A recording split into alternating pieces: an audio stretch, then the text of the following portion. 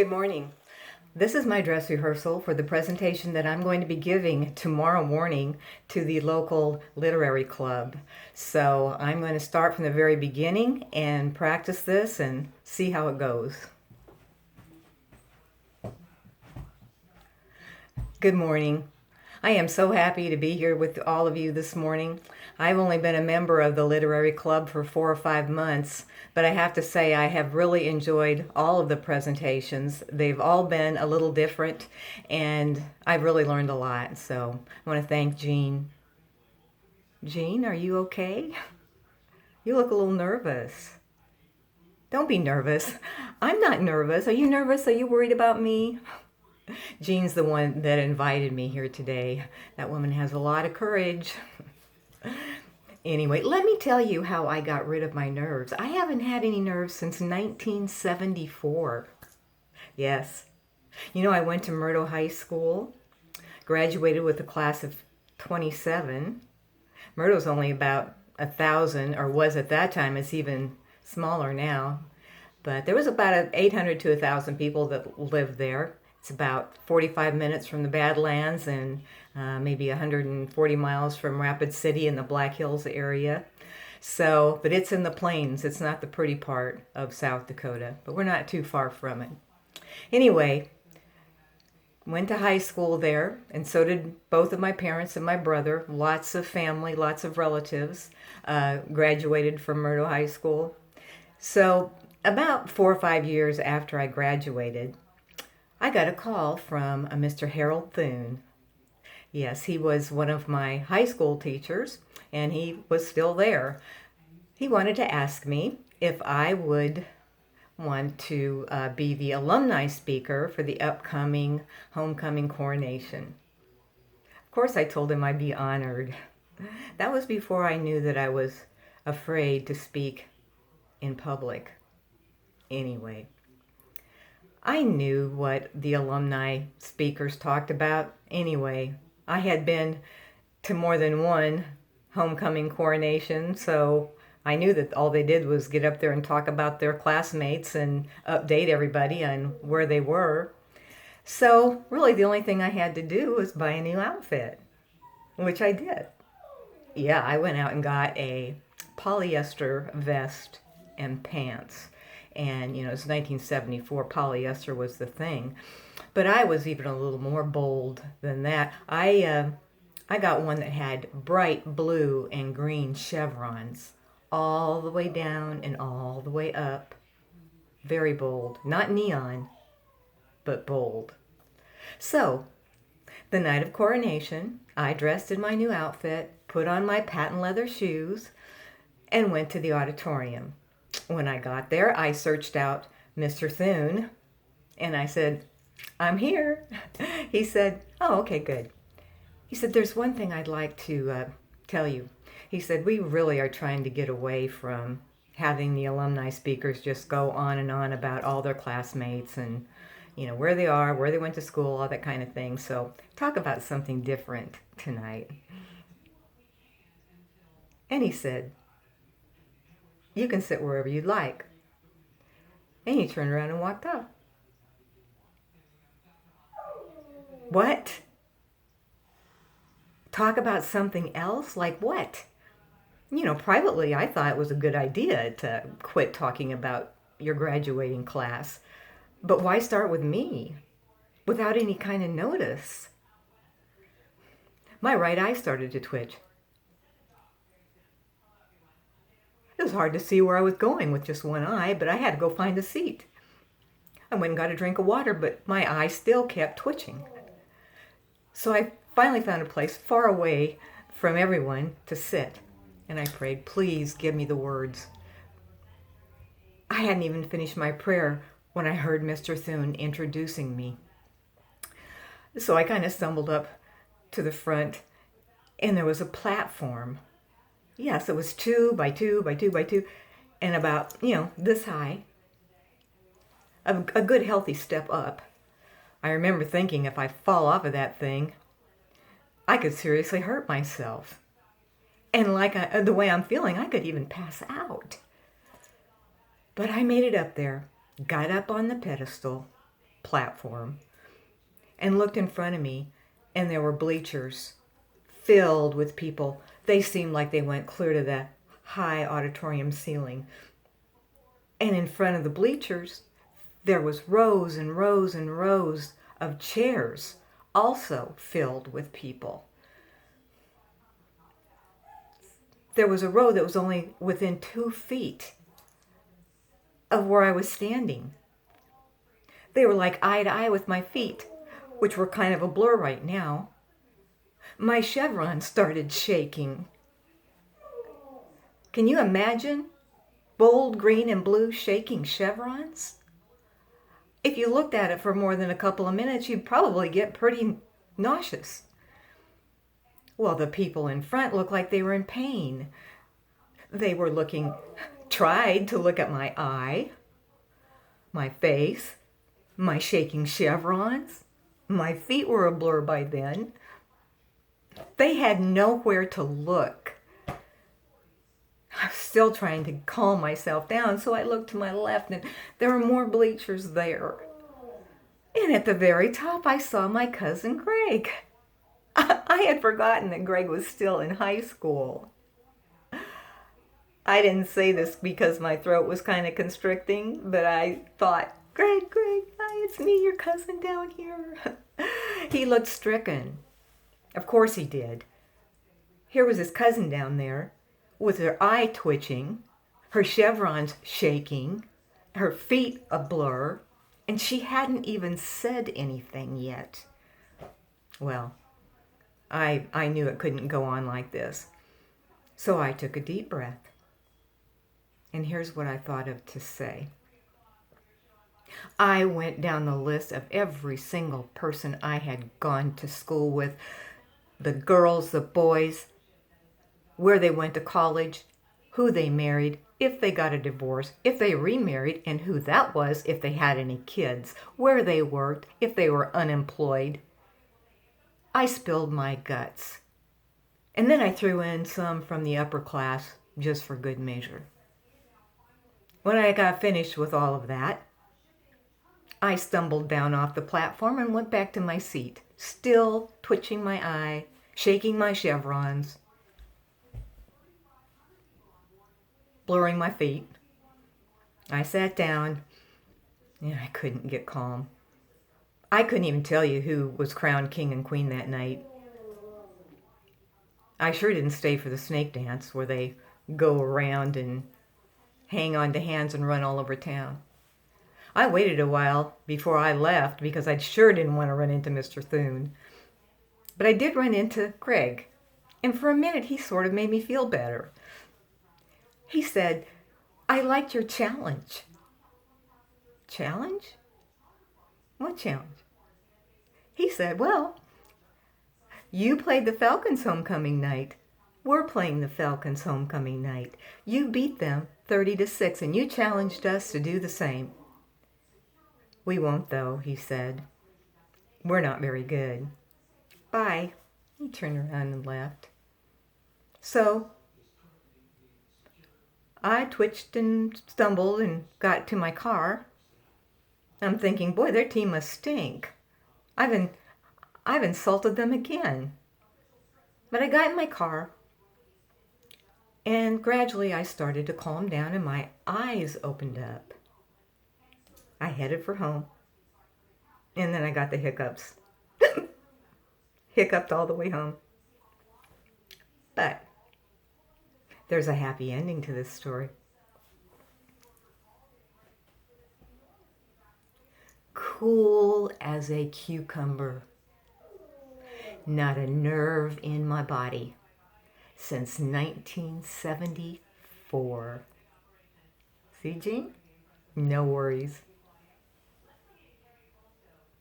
Well, I'm going to tell you how my writing began. I hadn't written anything before I was in my 60s. And I decided to start writing a blog. Well, actually, it was my brother's idea. My husband and I got an RV, and we were making some pretty long trips, so he suggested, rather than, trying to keep everybody in the family and the friends up to date, that I just write about it in a daily blog. which I did, and I really enjoyed it. It was fun, and everybody seemed to like it too. So when I got home, I quit, of course, and I just let the blog collect dust. Well, then I decided, well, I'm going to write a little story a day at a time. So that took about a month. And when I finished with that, I started thinking about all the funny and fun things that happened when I was growing up in Murdo. So the very first story I wrote about was about the food swap ladies. Yes, my mother decided rather than keep warming up the leftovers, I don't know, back then they would make a huge stew or, something, big casserole or whatever, and then we'd have it warmed up and warmed up and warmed up. Well, she had the idea, which is a good one, to run the food around and trade off with people. So my brother Billy was the runner. So he would take Mom's stew to Bonna Lindquist down the street. Bonna's goulash went to Kitty Reynolds. She's a southern lady that was a great seamstress and a good cook. She made ham and beans and crusty cornbread and wonderful peach cobbler. Well, that all went to my Aunt Elna. Yeah, and Aunt Elna's dried up tuna fish casserole came to our house. Well, we kind of complained after, a few weeks of that. So Mom said she'd fix it. So she had a talk with Aunt Elna and, said that we were going to switch it up a little bit so that we could get the cornbread and beans sometimes. And she even told Aunt Elna not to use so much salt and pepper. And Elna said okay. She wanted to stay in that food swap group. So Billy thought he was not going to have to run food anymore. See, I think he had something to do with bringing Elna's dried up tuna fish back to her house without anybody even taking a bite. Thinking that the feathers would fly and she wouldn't have anything to do with them anymore.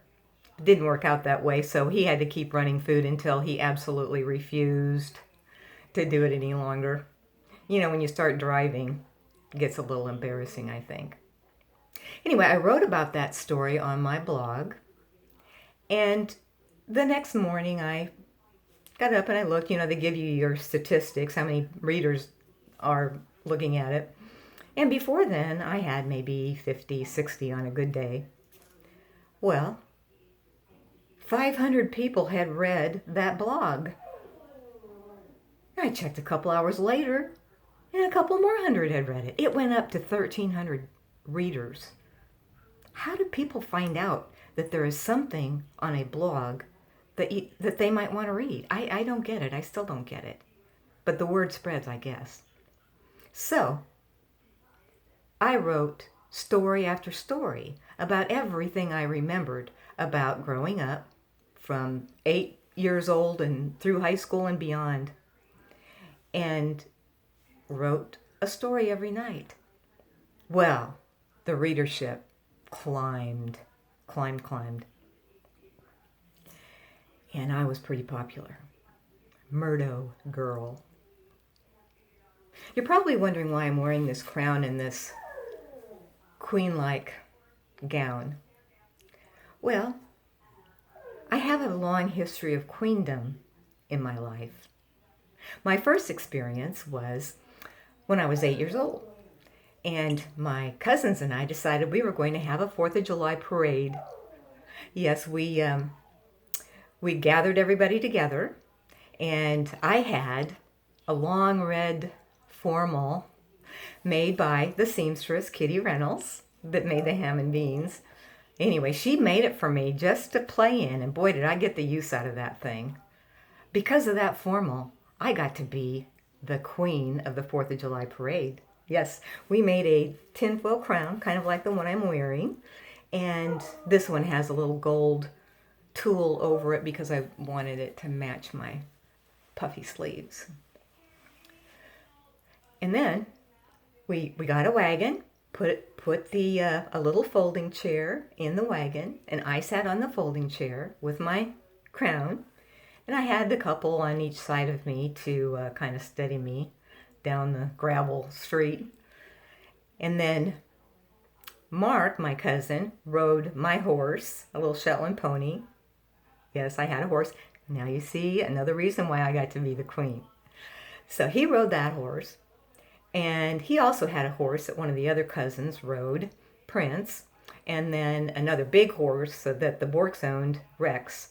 So we had riders, and we had majorette, and we had marchers, and it was really quite a big deal. Some of the people in the neighborhood even kind of peeked out and looked at us. I wrote a poem about it.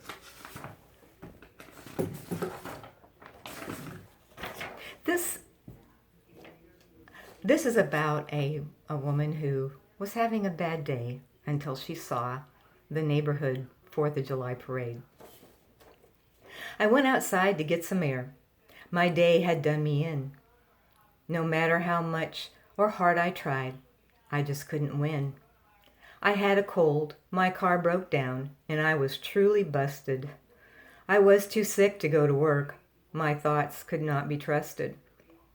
The air conditioner didn't cool, and it was hot as Hades. My husband left me high and dry and went off chasing ladies. As I sat there on the stoop, something shiny caught my eye. There was a festive kids' parade about to pass me by. I saw a small red wagon pulled by a horse no less, and in a chair there sat a queen. She wore a long red dress. She waved with one hand, that's how queens wave, and hung on with the other. The little chair slid back and forth, first one way, then another. I guess the other kids were close enough to help the regal queen. A tiny marching majorette proudly led the way. They marched along, and each child's smile was as bright as I have seen. Those two lines were mixed up. Anyway, there was a tiny majorette proudly leading the way as we were all reminded it was Independence Day. I watched the little queen travel up the gravel road. She turned her head to look at me, and understanding flowed. It was then I realized the shine that caught my eye was from a homemade tinfoil crown atop a head held high. I never have forgotten, though it happened long ago. She looked at me as if to say, "You're stronger than you know." So, there's my first queen experience.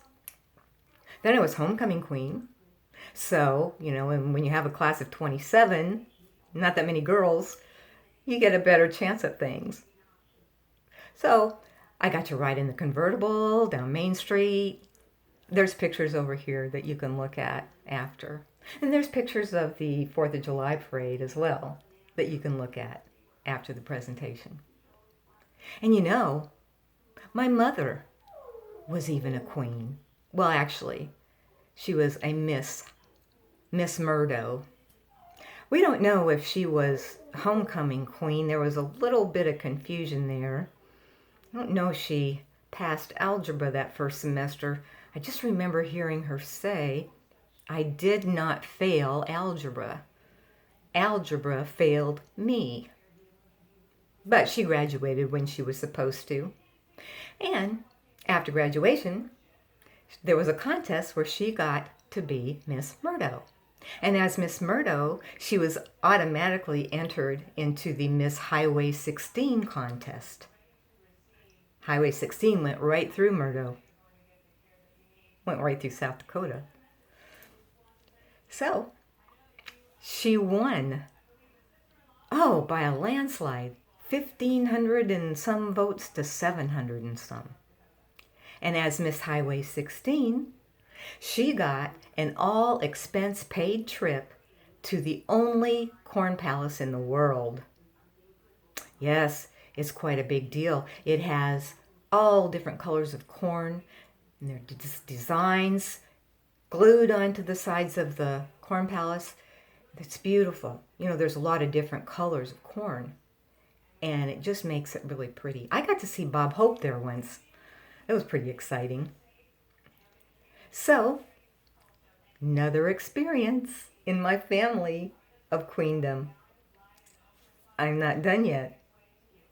In 2016, I got a call from Miss Tammy Lindquist. I used to babysit Tammy and her sisters when I was young and living in Murdo.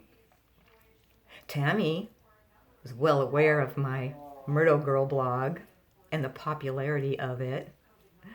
So she said, Mary, Murdo Girl, I go by MG too, would you like to bring your cousin Lav, Valerie, and ride in the 2016 all-school reunion parade?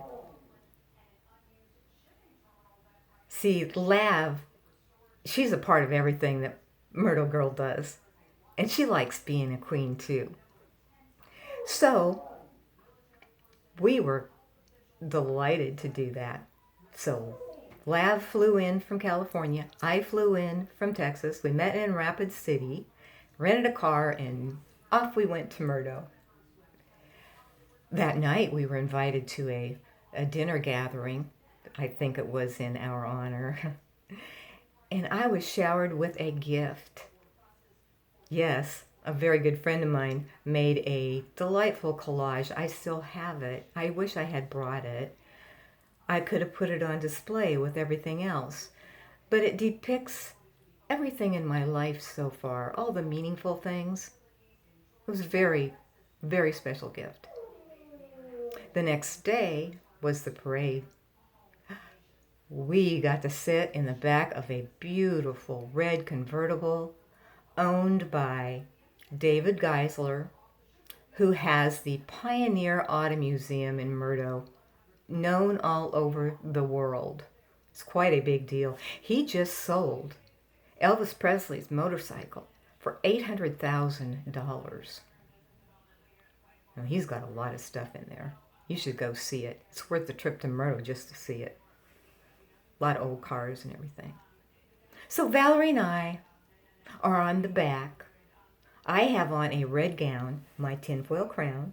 She bought a gown, and she had a banner that her Royal High HRH, and then she had a crown that cost her $60. She took the dress back when she got home. She said the lining was kind of ripping out of it. She broke the crown, so she couldn't take it back. Too bad. So, down Main Street we went, waving. I heard, Murdo Girl, Murdo Girl, Murdo. The crowd was crazy. They might have said, Queenie, a couple of times. I don't know. I didn't really pay that much attention to that side of the car, but it was very exciting. So we got to the end of the parade, and we didn't want to get out of that car.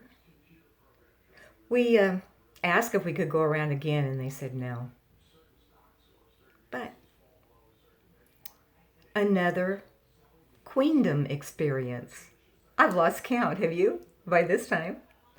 So I went home and I continued to write my blog, and I wrote some books that I'll tell you about later. And then I started thinking, with all of my queen experience, there has to be royalty in my ancestry. Has to be. And then I thought, I know.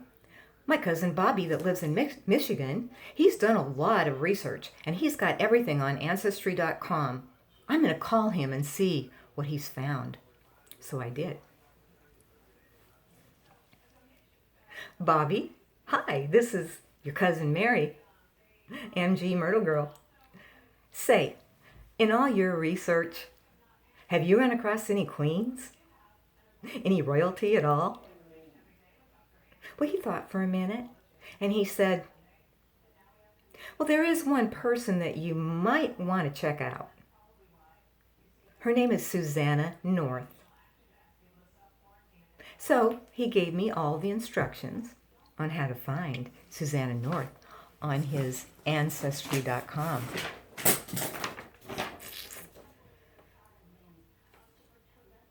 I looked back through the lines of my ancestry. I was sure that I would find I came from royalty. The tinfoil crown had become my talisman. I had more queens in my past than almost anyone from South Dakota. There is a town in England called Buckinghamshire. England, Buckinghamshire. That's queenly, right? So are Queenie.